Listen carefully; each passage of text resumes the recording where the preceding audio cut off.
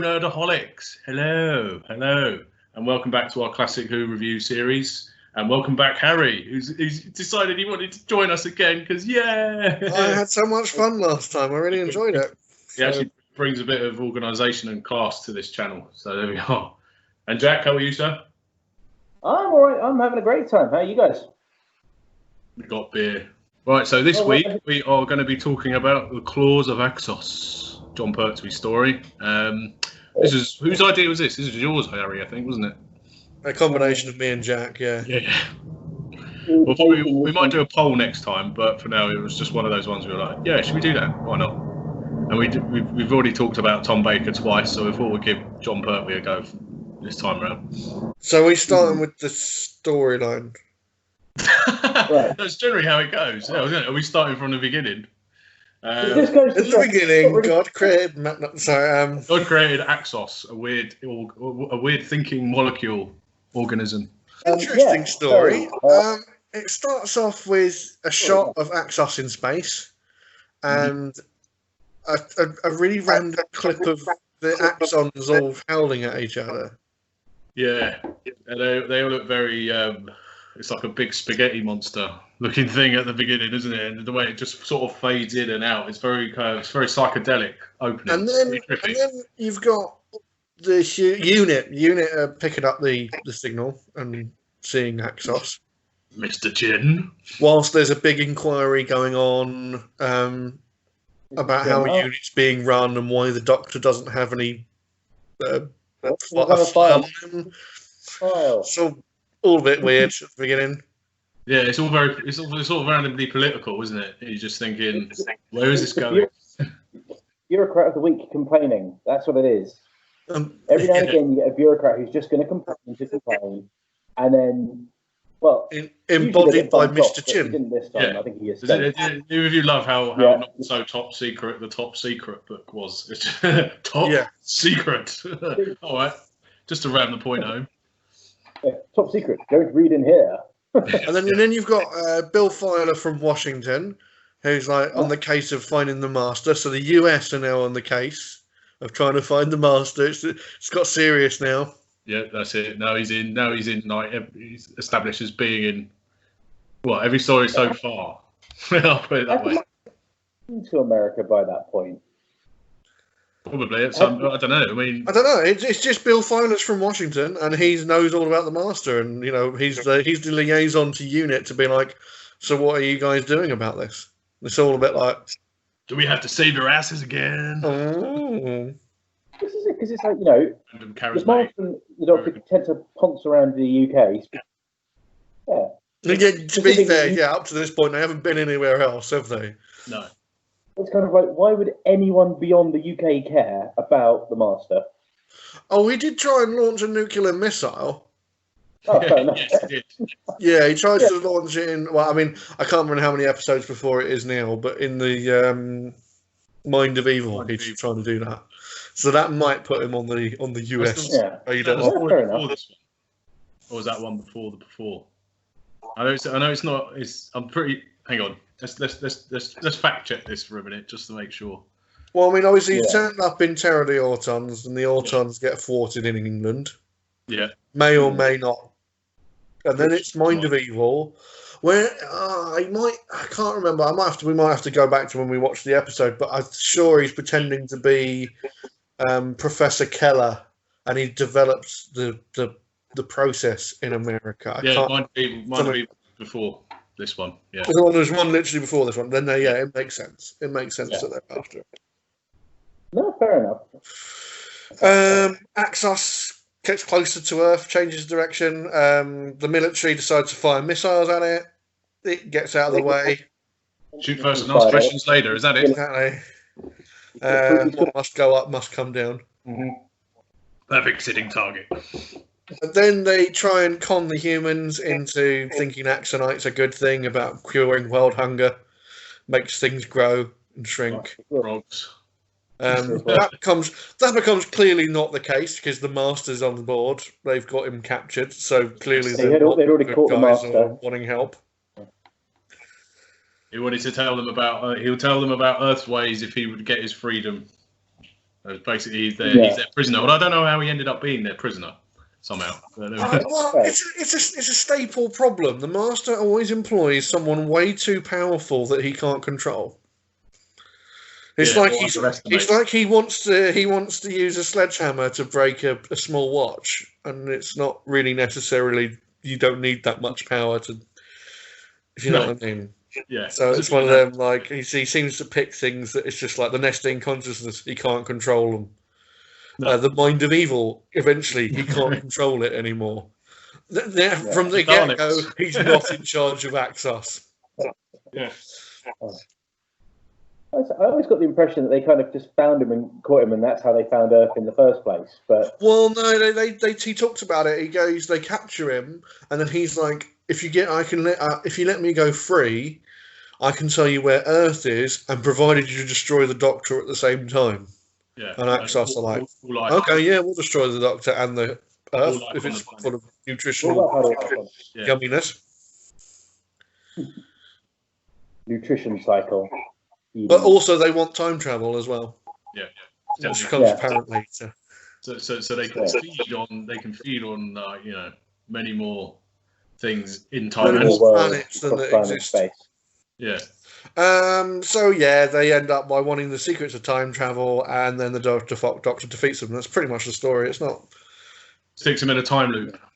Yeah, and it's a neat story. It's 4 parts. It's the perfect length. For classic Doctor episodes.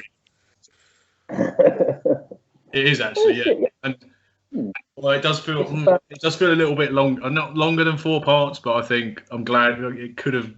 I'm glad they didn't pad it out any more than they needed to. Yeah. Yeah. I think by the end of it was like that was time. I think they could have done a little bit more at the end, like an extra 5 minutes or so towards the end.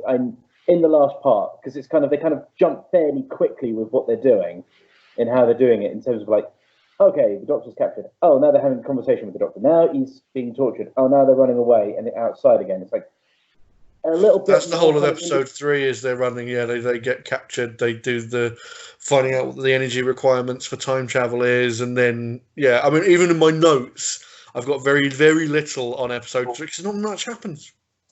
The only thing I can remember from that is when they were quite funny when they aged Jo Grant, and I'm like, oh, actually, she actually looks better now in real life at that age than she did when they were aging her. Quite ironically, it's like it's not too bad. And the fact that he sort of blinks and thinks about it and it works. It's quite interesting.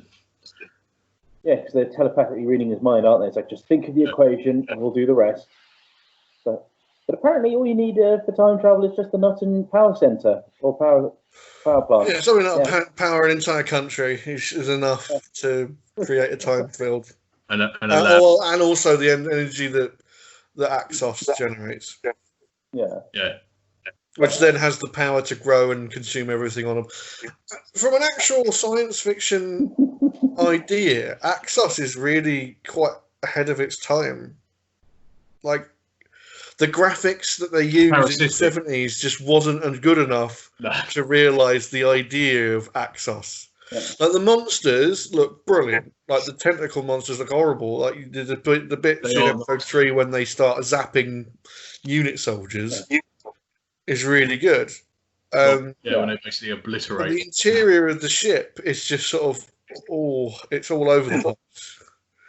But then again, they were trying to, like I said, they're trying to develop a concept, but I think it's just probably just a little bit beyond what they were able to do. It was quite unnerving when the Doctor and Jo are escaping, and it's like messing with her head, and he basically is trying to get her to like do simple maths in order for her to like keep going, and it's just the way that builds up, and it's like 3 3s, 7 3s, and then it just builds up, and it's like I was actually thinking.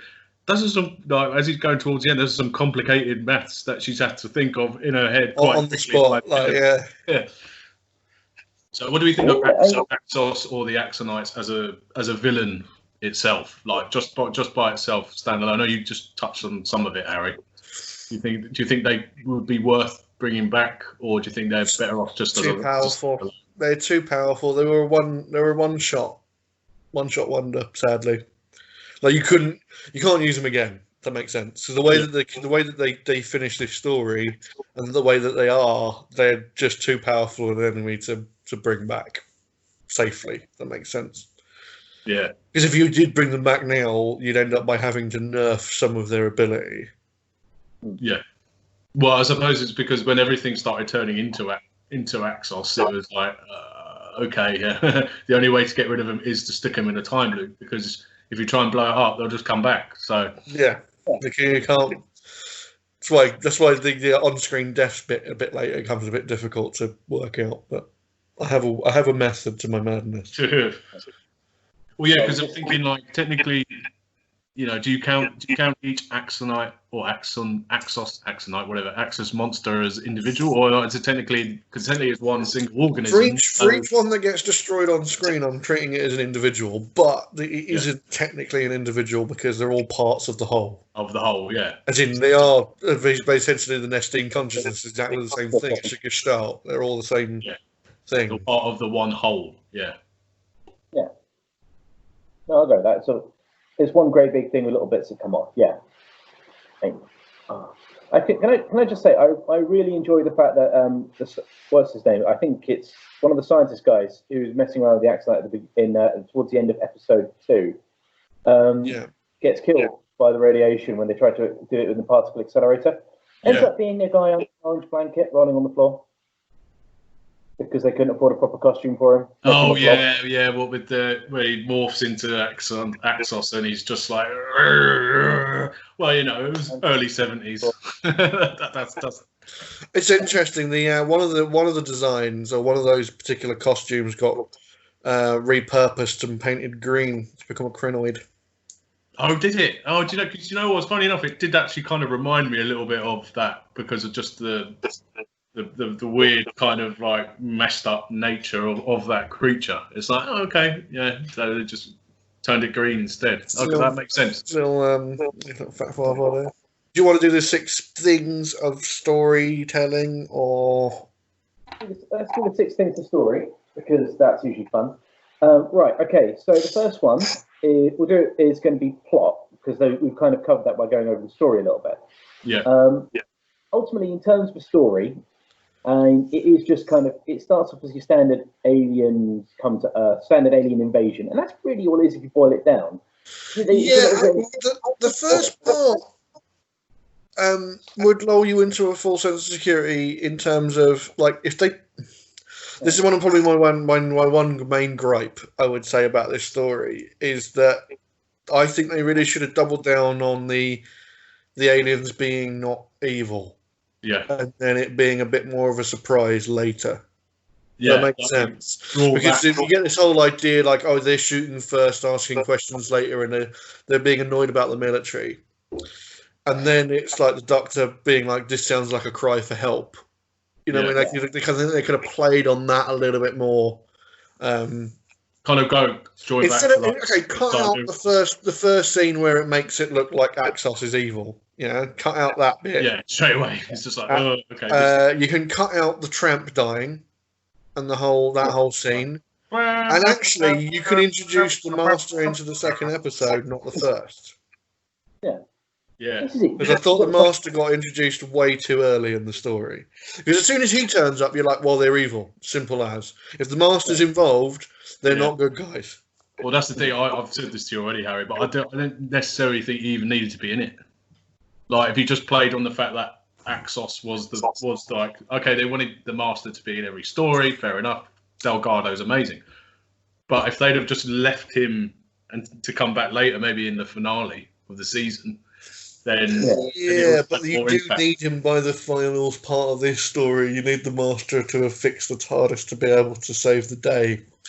So he does have a part to play in the story. It's not. I know what you're saying, but it's like, surely the Doctor found a way to do that. Do you know what I mean? True. Just the mechanics. The way around the Doctor not having his TARDIS work properly. You could fudge around that a little bit, really. You really need the Master. You could have the Doctor have the Master's TARDIS. The Master doesn't have to actually necessarily be around. You could fudge it. But it's I think it was apart from that, like apart from them giving it away too early, that it's just evil. it's an interesting idea. Yeah. And the thing is, you've already got going to your point of like making them look like the good guys, or at least not bad guys for the aliens. You've got Chin, like annoying bureaucrat bloke. You can play a bit more with that, make it. Oh yeah, he's being an asshole because they're aliens, and it's your head on the block, not mine. Oh boy. But you can you can kind of sort of do that, as I was saying before, with like the dilemma they had with like the Silurians, where he ended up blowing them up at the end. It's like you can kind of draw on that again, but obviously they're from another planet, etc. And I think that idea is more interesting, like you say, rather than just like, okay, at first they want to make a bargain because their planet's been destroyed by solar flares, so they're traveling off to find and somewhere else that can help them. Where it's like, yeah, and then all of a sudden it's like, no, actually, we just want to feed off the universe. Because the way that they made the Axons look, as in when they're in the gold get up, the leotards. Yeah, exactly, with the buggy eyes. It was like, but that makes you think that they're quite non-hostile, if that makes sense, and they're quite glamorous and stuff. So you could have sort of played on that a bit more, I think. Yeah, I mean, some of the stuff that they were doing, stuff like when they kind of got absorbed into the walls, in and out again, it's kind of bits and pieces like that. You could write it off as like an earmark that something's going not quite what you'd expect, but not necessarily evil. So it's kind of, you've got clues that something weird's going on. Yeah, I mean, at that point, that's what it was. You didn't quite know why the hell they were doing that, but then they sort of resolved that a bit too quickly. So, well, I mean, I think you already get their kind of what they're trying to do quite quickly, because they pull in the tramp. Exactly. With that weird tentacle. I love that weird tentacle thing that comes out of the ship. Yeah. That is really cool. But it gave away the intention. It gave away the whole, this is a big dupe, this is a big con. Yeah. Like, you kind of like, as the audience, you're like, well, this is a massive con. We know it's a con, and they don't. Which is actually quite interesting that I'm saying this, and it was a good thing in Robots of Death. But I mean, the name of the episode is called Robots of Death. You expect robots to be killing people. Yeah. Whereas in Claws of Axos, it's kind of a case of you got a chance to do something slightly different, just for a little while to make it, and then when they do the whole, when the Doctor realizes at the end of episode 2 that, oh, hang on a minute, if that is Axos, that's all one thing. Yeah. And it makes that reveal even more. It's like down almost into the Earth's core. Right? It's like, why does it need to do that? Yeah. The next one is world building. So you don't get a lot of world building with this one in particular, mainly because it's all just set in Great Britain, just in that one sort of area near the unit, or it's Axos, isn't it? Yeah. It's kind of, is more about sort of, does Axos help develop? Does it help develop how the universe is a bit? And it does a little bit, because it's an extra new thing that you can see. You can see there's a bit of sort of, UNIT doesn't quite get, well, the British government doesn't quite get on with UNIT, at least back in the 70s. So it's kind of, you can see these little bits and pieces there. So it's kind of, it does feel a bit more like a world, because you think about it, UNIT, yes, they do work for the UN, and Britain is part of the UN, but it's kind of, you would expect people like, well, bureaucrats like civil servants like Chin be like mooching around being like, what's going on? It's like, well, it's all about control, isn't it? Yeah. Who has the power over the military, really? And then you've got little bits later on. Yeah. You've got little bits of Chin later on where it's like, oh yes, we'll make sure Axonite gets to everyone. No, we're going to keep it all here. And it's only kind of when everyone kind of calls his bluff on it, and Brigadier. Well, it's the way the Doctor even goes, well, fortunately, he only wants to keep it in Britain. And then the very next scene is him distributing it. Yeah, it's like, oh, fuck. Yeah. So in terms of that, it does help sort of flesh out the world a little bit. So that's quite nice. I think the idea again that Axos is just an organism on its own is an interesting idea anyway. And the fact that it will just build itself from the resources of other planets. It's like a great big space. But I mean, okay, would this come into, because I've got a couple of questions. Does this come under world building? So how does it suddenly cause the freak weather in southeast England? There's no explanation for why there's suddenly freak weather because it is because of Axos, but it doesn't explain why. What, just because it entered the atmosphere? Is that the only reason? Depends how It how doesn't big- say. It almost makes it. It makes out in the episode that there's freak weather conditions in the area as a result of it, but they don't really explain why. No. Okay. Also, why is all Britain's electricity centralised in one place in the new town? Like, it's not how it is in the real world, but I suppose here's a bit of world building for you. They Because that centralised makes it common all. sense. Focused in one place. Oh yeah, so we can lose all the electricity in for the country in one place as well. Is Joe allowed to pass all the guards into Axos in episode 1? Say that again.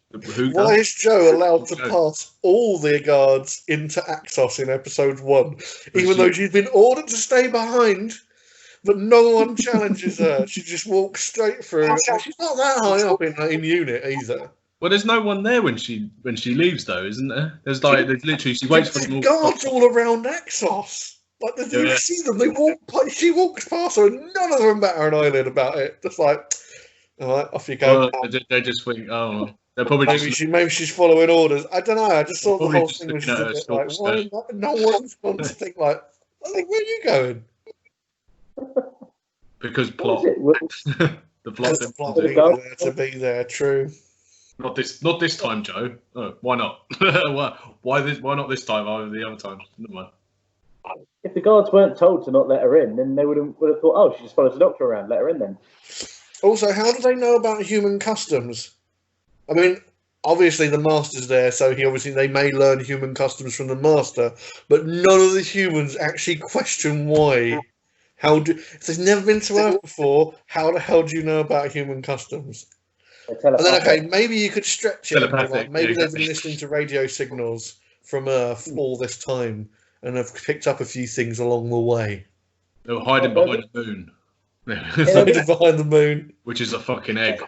They were telepathically interrogating the doctor later on, so you could imagine that they were probably just like being subtle with their reading people's minds and telepathy to begin with. Maybe that's why they came to the camp earlier. So they picked up the language quite quickly, apart from the word ship.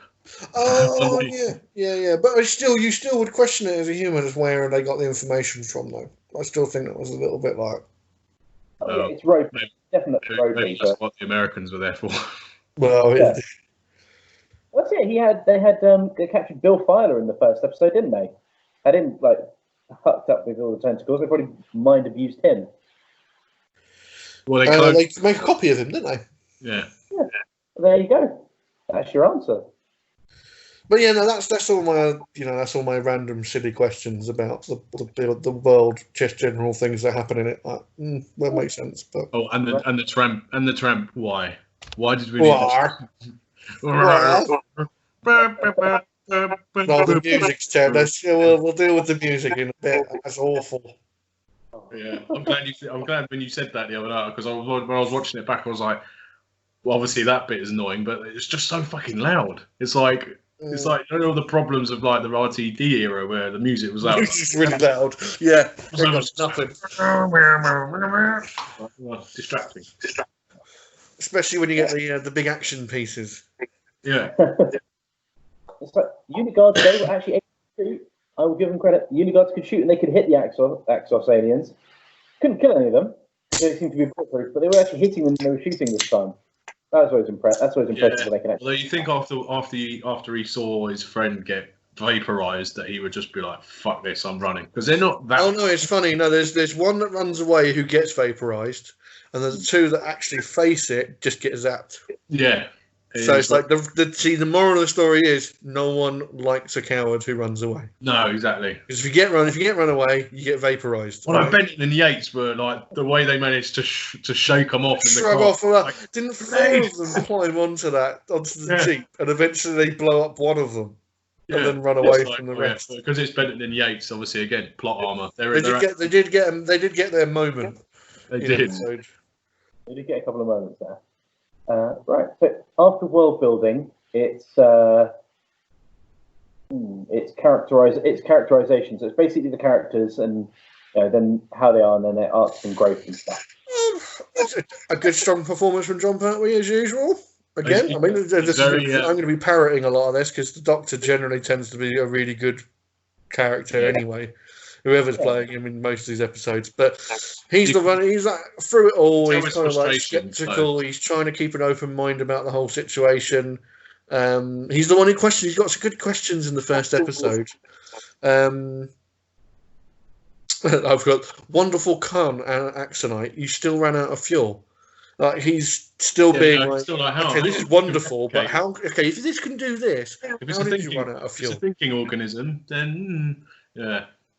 I think the big thing about John Pertwee from this episode is that he's very much he's like oozing the frustration of being trapped on Earth and not remembering how to dematerialize, and it's like that is obviously if you're watching this in isolation, it might be a little bit like, hey, but obviously as part of the overall arc of that season. Yeah, it's like it's quite nice how they string that along for a bit. Yeah, but yeah, he's a very John Pertwee's my favourite one of my favourite classic Doctor, because James Bond theory. The first one you see is always your favourite. He's the James Bond Doctor, really. If you think about it, that's what he's been lauded as with his gadgets and his swat. Action. You have to remember, there's a lot of action in his seasons. Yeah. Especially with Unit, there's a lot of like military action as well. And Venusian Aikido. Venusian Aikido. It's like, can't fight him. Never comes back up though, does it? After John Pertwee, it never comes back up. I think Matt Smith mentioned it once or twice, perhaps. I think in one episode. I can't remember. Tom Baker uses a little bit of it as well. Yeah. Yeah. Oh God! She does it as well. The one who will not be named. She does it once. Oh. Against the fucking. Yeah, I think it's in the Ghost Monument with the stupid thing. Yeah. Anyway, let's say about that. Although we have to get at least one dig in at some point. So yeah. It would be the right. After that, kind of do Joe and Brigadier together because. Unfortunately, for both of them, they're both great characters, but they don't really get a lot of growth or much to do, really. I mean, well, the Brigadier is just a power struggle with Chin, and it's all about originally he gets arrested, then he gets released, then he's taken charge, then he finds the Master. So he's gone from trying to fight Axos to then fighting the Master, and he's like, which one? Who the fuck am I supposed to be going after here? You know what I mean, he's just got his hands full all the time. He's got his hands full, but I never believed that he was in any real danger of not being in control of the situation. The Brigadier is just, okay. At the beginning, it's like Chin's like trying to give him grief. It's like, oh yeah, I should be in charge of doing this. It's like, why don't you go and use the direct line? What direct line? The one in the room over there, so he's not over here. Get over there, man. Just get him out of my sight. Yeah. Get him out of my sight, so I can deal with him. And it's kind of like, even when he's doing other stuff, it's like, at no point, the Brigadier's just awesome, so we can kind of just say that. Well, I mean, even if you're watching it at that point, though, obviously with hindsight, you know he's going to be fine. But I mean, watching it at the time, you must think, oh shit, right, someone's actually stepping up to the Brigadier and is arresting him. What the fuck's going on? You know what I mean? So it's like, but you know, the captain I just noted is Tim Pickett-Smith, plays Mr. Creedy in V for Vendetta. Oh, nice. Nice little bit of trivia there for you folks. I thought I recognised him. Just couldn't face to face. He's also in Mask of Mandragora later as well. Oh, he's in Mandragora, is he? Oh, brilliant. There's always someone who turns up somewhere else later on. Oh, usually in Doctor Who, yeah. That guy there's definitely been in other stuff. Well, he's been in there 10 years ago. Yeah. Joe was just Joe, and that's fine. You know, she did what she needed to do. She did companion stuff. She went and Joe showed her courage by trying to rescue Phyla. I mean, and she was always she wasn't listened to at first, which is a kind of common thing with her. It was like the Doctor was like, oh, you know, it was just unfortunately it was just a figment of your imagination from Axos. It's like, no, I'm sure I heard Phyla in that room. And it's like, no, it's just Axos. And so as you can tell again, it's like her trying to be like, no. But that's also the Doctor. It's a ploy from the Doctor because later on. Oh yeah, because he says, I always believed you. Actually, no, I did believe you. Just couldn't let on. I didn't believe their crazy story about being the engines. See, Well, this is going back to sort of Harry's idea of making sure the Axos doesn't get immediately believed as being the bad guys. You could have had that drag out a little bit longer, being like, yeah, that's what I mean. I think if they had dragged that out a little bit longer, I think it would have quite an interesting story. Whereas I feel it's a bit more of a run of the mill story. Like just sort of it turns out slightly. It's like quick, get the alien off the planet as quickly as possible. You know what I mean? Yeah. Oh, the master's involved, so double trouble. You know, it's like Do we do Bill Filer and then the master? Bill Filer, and then Bill Filer's just charismatic fuck, really, isn't he? Cool. He's hitting me cool. I mean, that haircut, I don't know about that. Well, he's cool. Well, 70s. American dude. Proper kick-ass sideburns. They were amazing. You know if he's actually American in real life, because I thought actually he's got quite a good, because you know a lot of times in Doctor Who you just have the English actors playing Americans and it's a bit ropey, but I thought he actually sounded quite well. It's probably not that important to know, but I thought if he is American, then cool. I was thinking English and he is, because the only other thing I've seen him in is Blake 7, and he has exactly the same accent. Oh, so he's American in that as well. Wow, there we are. So, well, yeah, that's cool. He was basically the secondary hero of the story, I suppose, wasn't he? Yeah. Or the tertiary hero, however you. Sent by America. America, fuck yeah. Coming along to save the motherfucking day, yeah. So yeah, Filer was cool. The fight scene with his doppelganger was done quite well, I thought. They had to sort of basically do it old school and didn't have the technology to make him like identical. So it was quite interesting to see who. Oh, is it him or is it the other? Is it the Axon? One shot. Yeah. Well, I like the fact that the Doctor uses the Venetian Aikido on him. Yeah. The Axon just sort of like, what are you doing? Gets affected by it first and then overcomes it, and the Doctor's just like, what the fuck? Up to half the game.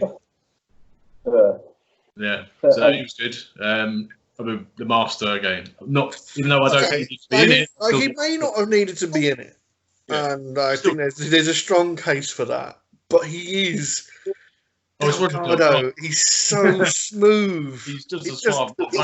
He's just the epitome of just suave. And again, there's a point. He's got every facet of the Master that you like about the Master in it. He's got the hypnosis where he's like, "You want to bet," especially when he's like in the truck. He does it through the mirror, and the guy gets. Yeah, that's so good. That stunt's really good as well. He jumps off the top and then lands on the truck. Yeah. So yeah, it's hard. It's hard not. I find it hard not to smile whilst watching any Delgado Master scene. It's just so good. I never complain about seeing him on screen. I mean, the whole thing about him not needing to be there was just a thought of a storyline aspect to it, but actually having him in it just elevates the story as it is. Yeah. I mean, you get to episode 3, and it just says some amazing lines, like the final line in episode 3 when he's like, "It's either Axos destroys the world, or we destroy them. Which is it to be?" And that's like a brilliant line. And then he goes, they're channeling all the energy back to the Newton power plant. Well, it's going to turn it into a big nuclear bomb. And he's like, well, okay, we could put some sticky tape on the windows and use a nuclear explosion. It's just like, he's so inside. But that whole thing about with him and the Doctor actually, like, is the Doctor actually generally going to see him now? I think that must go down in Doctor Who history as one of the ones like he could have done. Has the Doctor just? Is he just changed? Is he gonna mug everybody up? Because he's convincing. He even shoots the gun out of Filer's hand. Yeah, with the laser gun. The Doctor does it, and you're kind of like, oh, what? And then he gets in and he goes, oh, yeah, I don't have a plan. It's just, if we both get stuck here, we're both dead. Yeah, exactly. So there's no point both of us dying. Let's just get out of here. And even the Master's a bit like, really? And then he questions him, and then he goes, oh, you don't know why don't you just fix it yourself? Yeah. And he's like, I can't.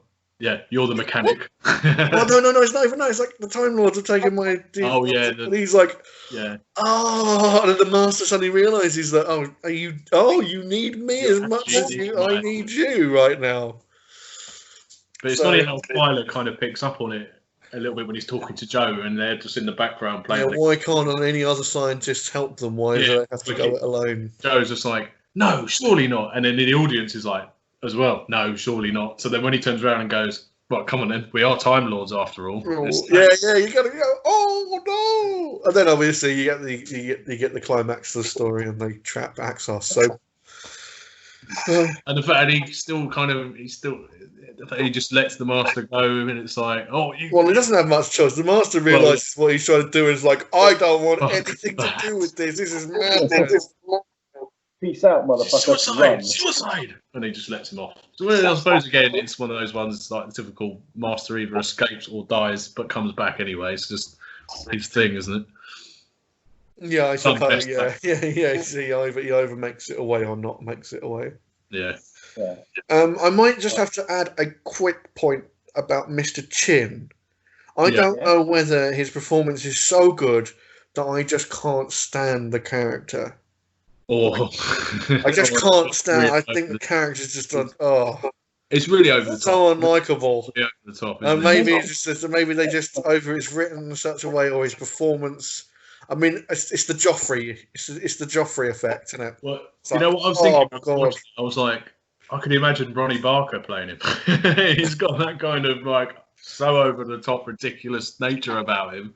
I was like, that would have been quite a coup, but yeah, I don't know. I think it was nice. There was a nice sort of circular thing about his plot where obviously he's told at the beginning, "Oh, it's your head on the block." Yeah. And then he goes around and says it to the captain, and then in the end, it's like, "No, it really is your head on the block, mate," sort of thing. So it's like, yeah, I don't know. I think he was an interesting character. He was funny, probably not intentionally funny, but funny nonetheless. He was someone who's very in over his head. It's like, you're someone who's going to be sorting this out for us, not because we think you can do it, but because we want you out of our hair. And when you fuck up, then we can blame you. Yeah, we can finally have an excuse to get rid of you. Yeah, you irritating piece of crap. The only other character really worth talking about after this would probably be Axos as an entity. If there's anything you want to as an entity, if you want to mention it as a character. I think Axos is just is a concept just too much for the 70s. Yeah. Although, as an idea, I think it's perfect for the 70s, but it just the effects for it just don't. The 70s TV budget could never do it justice. Well, really. It was sort of like sort of B movie horror idea, but it didn't quite come across as well, like the Blob and stuff like that. It's of that kind of nature. Well, the actual monsters of Axos, like the bits that come off, that are wandering around and zapping people, they look great. That looks brilliant. It's the interior of Axos that I should have more of an. I have more of an issue with the interior. And how that's realised. It is organic looking. Like I even noticed the chair that the Doctor's sitting on is like literally formed out of the ground of Axos. Yeah, it's like this big block. They've given him a seat to sit on. Yeah. So they can the giant shining penis eye that talks to him. Yeah, because then you think. Did you notice when it goes into the nutrition cycle, it looks like it's got knob cheese all over it? Yeah, lots of smegma on that. Yeah, I feel that's what I'm thinking. Like, is the Smeg Eye? Is that like the sort of central command unit? Yes, that's Axos. Yeah, so that is. Axos. Everything else is just a bit of an extension of it. Yeah. Axos speaks through its shiny penis. Like men in general, really, don't we? Down with the patriarchy. Yeah, stunning and brave. After that, it is arcs and growth. Does anyone have any character arcs or any character growth from it, really? No. No, there's no journey in this story, I don't think. Maybe I've heard the Filer kind of does go through a journey. Well, he doesn't really, because he's a badass at the beginning and he's a badass at the end. He doesn't really change. He just proves he's a badass. Yeah. But he gets captured and cloned and almost killed. So is that growth or is that just like occupational hazard? To be honest, the only character that really does go for anything is the Doctor, because by the time he gets to the end, he's gonna betray everybody and then doesn't. Yeah. And then it's still. He dupes everybody. Is that probably a better way of putting it? Yeah, double bluff. Yeah. You ever heard of the double breath? Well, I suppose it's just more when it ends on that sort of comedic line of, "Oh, if the Time Lords to see me as an intergalactic yo-yo." It was quite a funny way of ending the So story. why did you? It wasn't your choice coming back here, was it? No. Maybe. Perhaps not. yeah. If he could, he probably fucked off a long time before then. Oh, of course you would have. Of course you would have. So that puts the last point is entertainment value. There's a lot of action. Yeah. I say there's a lot of action. There's a lot of action in episodes 3 and 4. There's not much before that. It's more. Interestingly enough, when you look at the statistics, there's only one on. Well, no, there isn't even an on-screen death in the first episode. There's one death, and it's off-screen. It's the tramp. It's the tramp who dies. But you don't see that. You don't actually see him die because his body's already dead when you see him outside and he vaporizes. He's not alive or dying. He's dead. So you don't see him die. If that makes sense. That's enough off-screen death then. Well, you've got the 3 unit soldiers who die. Yeah, later on. Yeah, in episode 3. Yeah. And the master kills the first one. There's episode 1, Filer gets dragged in, he doesn't get killed. The master doesn't escape until episode 2. Yeah. Because obviously there's a wicked quick draw, and the master comes out, unit soldier turns around, he's like, pew, dead. But it's the way he just sort of sneaks out. He's like, well, he's almost gonna get away with it, and he turns around at the last minute, and the speed in which he does it. Oh yeah. The thing is, he could have just like ran around him, but he was like, "Fuck him, I'll kill him." Kill him, bang, done. Wouldn't be the right. One of those big sort of explosive holes that sort of happens in the 70s deaths. Make you go, "Oh, Dad! Oh, damn!"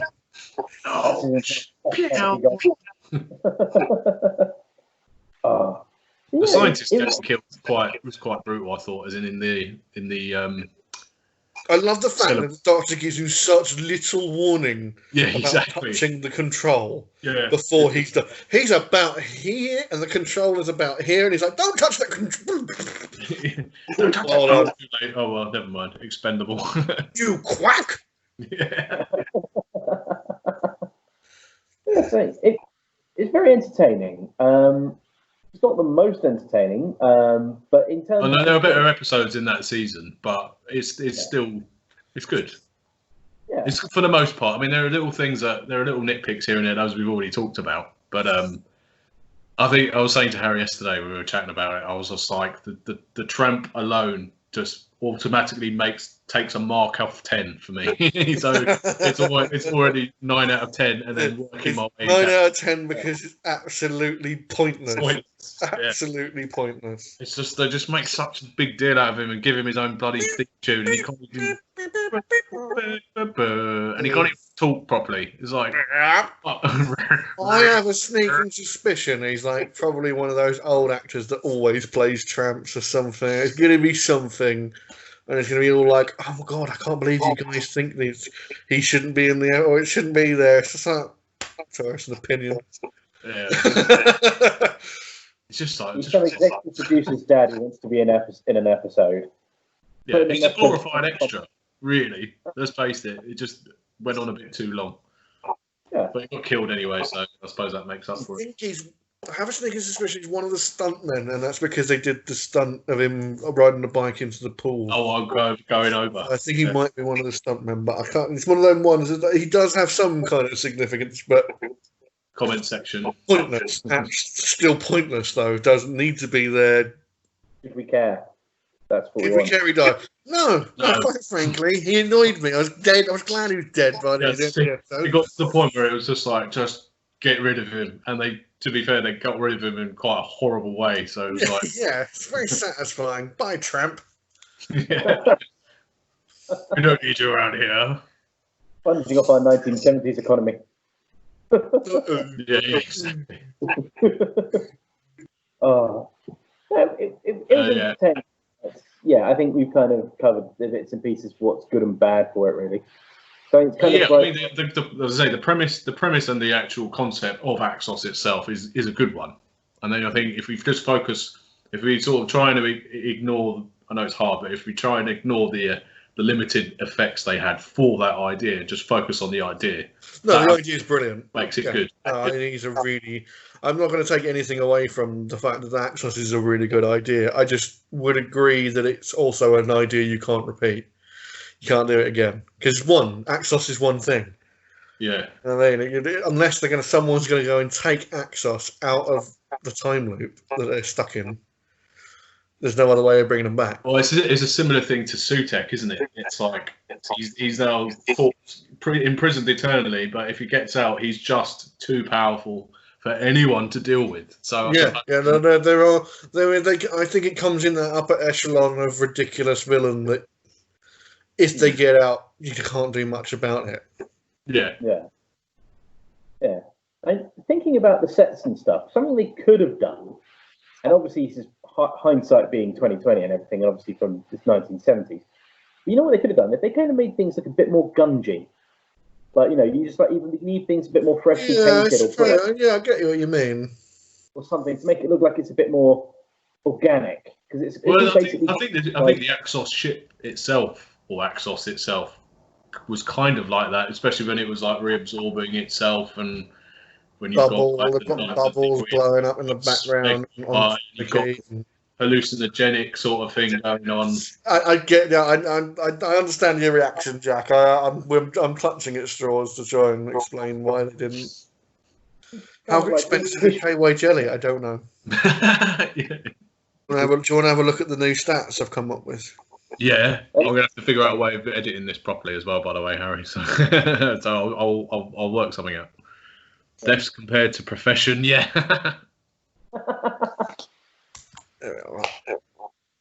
Is that a bit clearer for everybody to see? So yeah, I've collated the results, and we've got 11 on-screen deaths altogether, but one of them's off-screen. So this is the Tramp on his own. This actually splits up into, I think there's like two Axons get killed off. The one that's Filer and runs into the accelerator and disintegrates. Yeah. There's one that gets blown up by a grenade from Yates on the Jeep blows up. Yeah. But as we've discussed, I'm looking at it going, well, they are two clearly things that get blown up. I'm going to class them as deaths, but really they are just parts of Axos getting blown up. It's basically a flesh wound for Axos. There's two scientists. Both the scientists who get introduced to this episode get it. Yeah. Both get killed by the light accelerator. Obviously, we talked about one of them because he touches the thing and the doctor doesn't warn him in time and he and then vaporizes. Yeah. The other one is when the energy's getting fed back and it blows up and he does a massive somersault over the railing. That was impressive. Yeah, that was a good stunt. Yeah.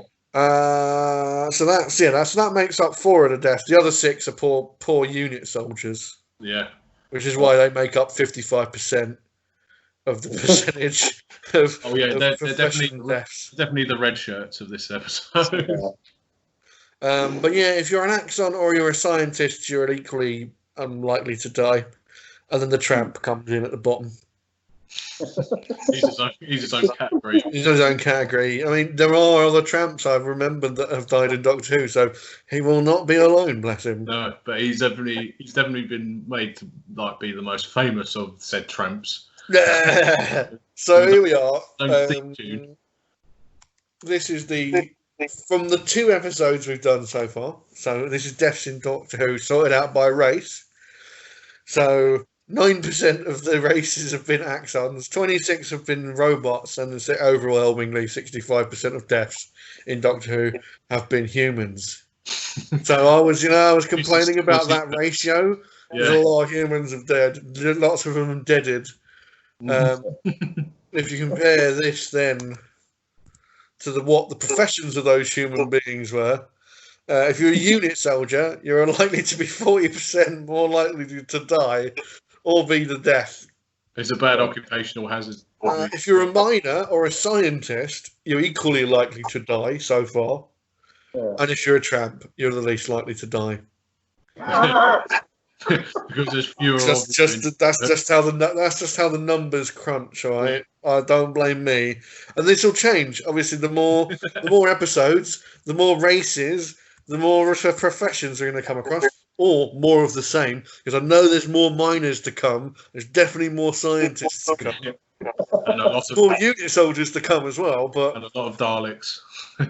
it's true, but they won't come under professions. They won't come under, but they will come under races. Technically, do they come under soldiers or scientists? Oh, I'm not going to. No. Daleks and any alien races, they don't have professions. They're just aliens. As far as I'm concerned. A lot of them will be just aliens, but the humans. If you're a human and you end up in Doctor Who universe, I'm just going to work out what the most likely profession is going to kill you off. Probably soldier. There you go. Yeah. Hurrah! Thank you for those. It's probably unit soldier. I guarantee it. It's probably unit soldier, but it'll be interesting to see how how the figures change as time goes on. Yeah. Classic Who does really different show the soldiers to death. Classic Who does really ratio unit soldiers to death quite badly. Well, yeah, no, but that's because we've had 3 full seasons with just unit mostly. Yeah. It's not very often you get that many recurring things. And also unit soldiers recur in other seasons as well. Yeah. Yeah. Not often. Not as often. John Pertwee, not as often, but they do. But then again, there's a lot of Doctor Who. There was a lot of Doctor Who before the unit soldiers came along. So I think there's going to be a good case that there's going to be a lot of other people. There's going to be still, I think humans will outnumber the other races. Well, especially in William Hartnell. Especially if I'm going to be absolutely lazy and just class anyone who looks human as human, have any other bloody makeup on. They are going to be human, all right? Yeah. Maybe I could change it up and put all the people that were on the Sand Miner from the last episode are from Caldor, so they could be Caldorians. But I'm not going to go that far because I can't be asked. Oh, you see, that's slacking there, Harry. That is me slacking. But, got to go the whole way. It's my stats, so I don't care. It's more to do with representation of human beings dying on the screen, all right? Diversity. So, Jack, what would you score this episode out of 10? Out of 10? 6.5 or 7. Fair enough. Rationale? That's fair. It's a bit low, but here's the thing, right? I mean, if you look at the ones we've talked about so far, and we've talked about Robots of Death and Pyramids of Mars, right? Now, obviously, there's a high bar to follow, isn't it? To be honest. And if you look at those ones, you've got Sutek as a super memorable villain. It's kind of like Claws of Axos came up when we were talking about this last time, mainly because it's kind of like it is memorable, which is the big point of the episode. It's a memorable episode. The Robots of Death, as just kind of as a concept for an episode, it was just good and interesting, which is why it scored higher. This one, it's kind of like, I love John Pertwee. I really enjoyed the story, but there's not enough there to elevate it higher. It's not bad, certainly not strong enough to push it up to those top levels. Yeah. How about you guys? Sure.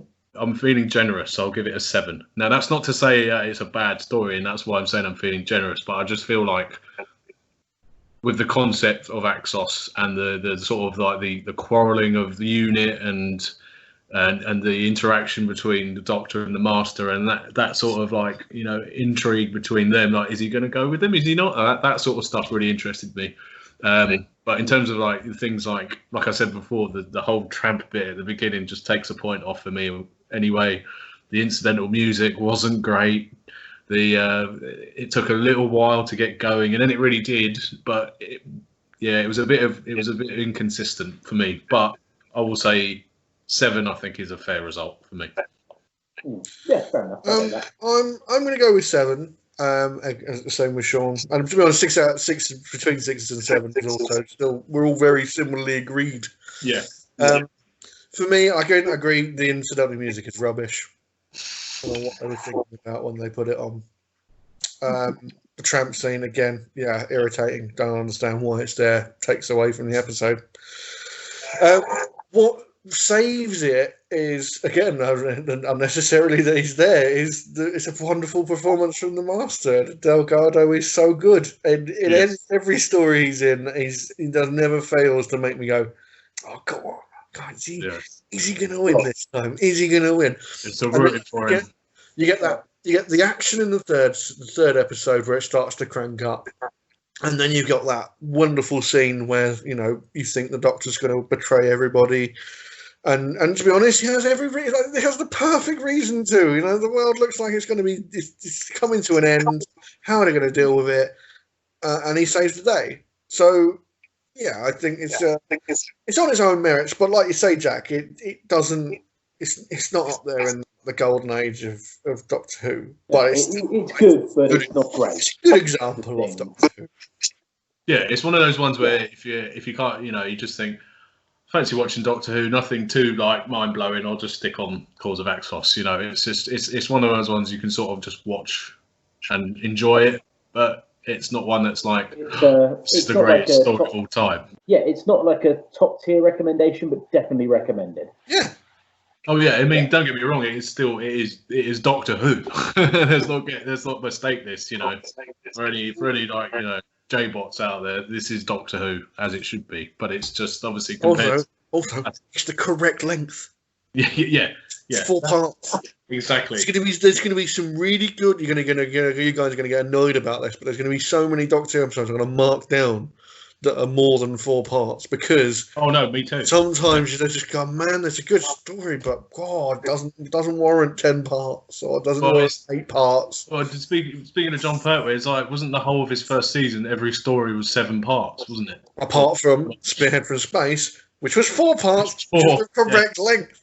Yeah, Spearhead from Space is the best story in that season. Because it's 4 parts. Every other one is hampered by the fact they've got 2 episodes of filler. Yeah. Silurians, the episode that follows it, is just like, oh my God. I really enjoy the Silurians. Again, bad music, though. Yeah. Bad music and more than 4 parts. You can see how going to do. It's plagued with that, isn't it? I mean, even Dalek Invasion of Earth didn't need to be as long as it did. You know what I mean? Or Daleks. No, exactly. I don't know. I might end up by having to I will rephrase certain ones. Like the Daleks, I'll have to look at it with a sort of a different head because it's the first time you see the Daleks, which is always a bit different. All right.